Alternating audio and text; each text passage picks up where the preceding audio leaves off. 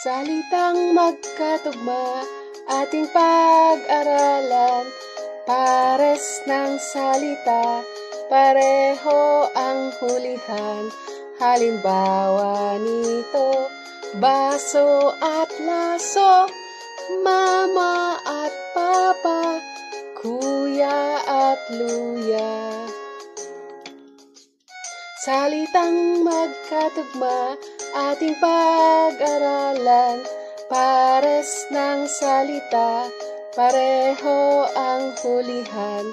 Halimbawa nito, baso at laso, mama at papa, kuya at luya. Salitang magkatugma, tunog ay pareho.